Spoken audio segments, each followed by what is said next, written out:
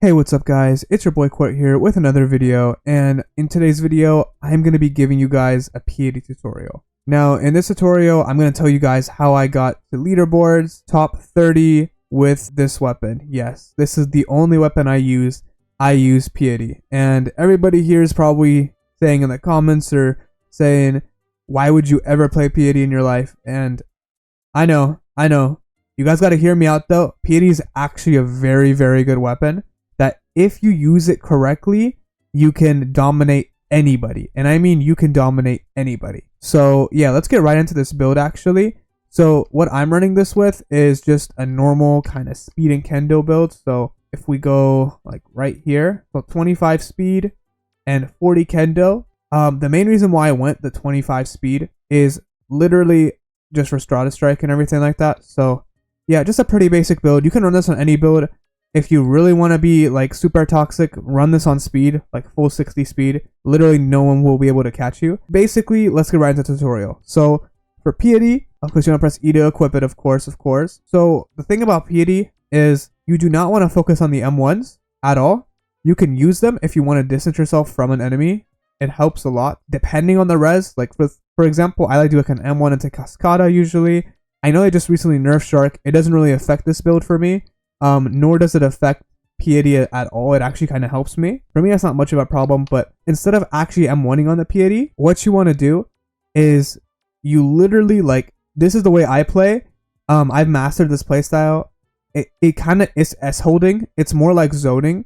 The way I like to do it is I like to play back and offensive. So what I mean by that is I'll play back against someone, and then when I need to, I go offensive every single time. Let's say I'm fighting like a speed user or a Hakuda user. I kind of play a tiny bit back by dashing back.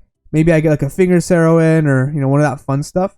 And then what I do is I'll like go in, and that's like the main reason why I am Kendo is because it helps me be offensive very nice, especially because of Sonata Flow. And that Strata Strike into Sonata Flow is really nice. That's why I run that. Anyways, let's get into the main reason for using Piety. It's the air crit. So this close range crit right here, this is trash. Like, I beg you, don't ever use this in rank. Because not only is it punishable, oh, I got raid points, but not only is it punishable, but it's also, like they nerfed it to the point where the last, like I think it's like the last frame or two, or like the last frame is what has hyper armor. Before it used to be the whole animation, which actually made it really nice. Basically, what you want to do is you want to go in and literally you need to learn the range of this crit, of the air crit. I would say like the range of like where I'm standing, it would be from here to like that entire wall in front of the tree. Just a tiny bit closer and you can hit the air crit. Now the way I like to hit the air crit is just like a tiny jump into like the M2. So just like a jump M2. Of course here it's going to do me the M1 because I don't have a target. But you hit that, right? So that air crit instantly spawns, and half the people in Type Soul don't even know how to actually block that crit. So they'll end up either eating it, taking posture, or just trying to negation it and still getting hit. There's 3 ways you can play off of this crit. The first way is offensive. The second way is of course defensive. And the third way, which is my favorite way, is combo extending. So what I like to do personally, whenever you hit someone with the air Piety crit, I have Feeding Frenzy because I pop that Feeding Frenzy, and as that Feeding Frenzy is going towards my opponent while that Piety is coming down on like the air crit, I pop Ceroscurus. This will probably fill up anybody's posture bar to about 90%. And this works very well, especially if you've already built their posture, because it's almost an assured, unless they parry, like it's an almost assured guard break. You can do that, and what I like to do is if they do get guard broken, you have 3 options. The best option is Blade Saro, because if you time your Blade Saro just right, it'll hit them and it'll be true into Blade Saro. Or you can hit them with Oscurus or Finger Saro. Really anything with range that's fast, you can hit them with and it will go crazy good. Now that we're off of that, I'm going to talk about how you can play offensive with this. So say like you hit the crit on them and they go in the air, you can easily go in and hit a Sonata Flow.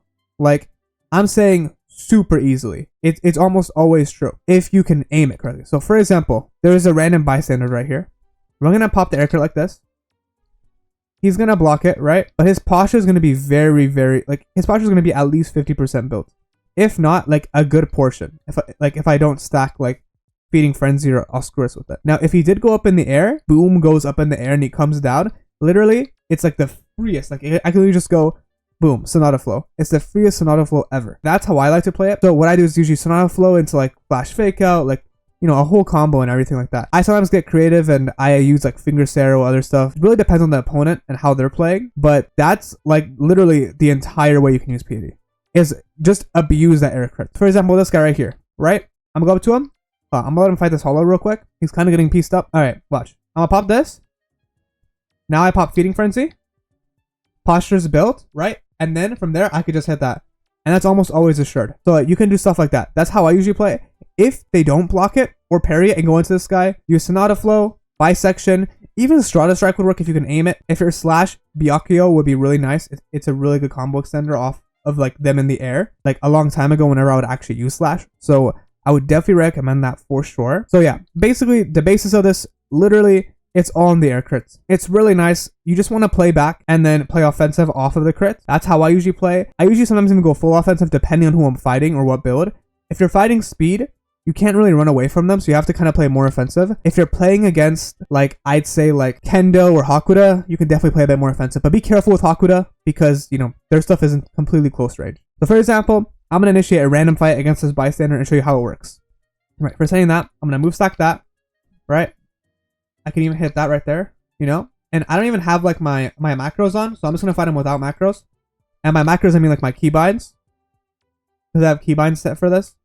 You want to go back here. I'm just going to fight him normally, right?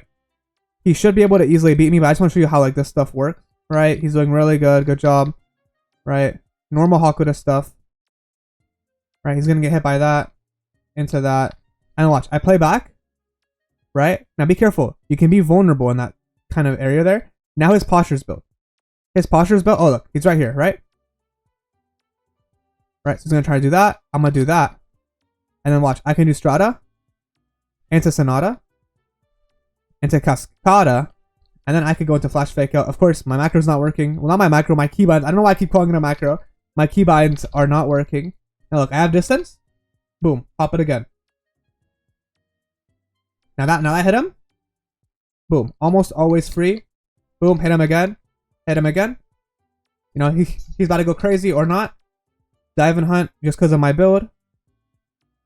I don't know how he pushed me up there. Now watch, I got it back, again. Now you can even use that right there. And you can go into this, like that. You can go into that if you like. Of course, I'm horrible at aiming that sometimes. Now, if they start running away, you already know what to do. You just chase them. Or you bait this out right like that. He did a good job at that. So I'm really proud of him. And then boom, just like that. You win an easy 1v1 without macros. This guy's probably going to call me a drone. Yep. So that's basically how that works. And yeah, that's like a quick kind of example. It's just a quick kind of video. If you guys have any questions about the build, how to use it, like feel free to comment. Make sure to drop a sub. You know, I want to make sure I can beat Nano Prodigy. Maybe one day, but yeah, because yeah, that's pretty much the entire video. Yeah. So like up, subscribe, please. All right, for a cookie. I guess that's what Mr. Beast does. But all right, I'll see you guys later. Take care. Peace out.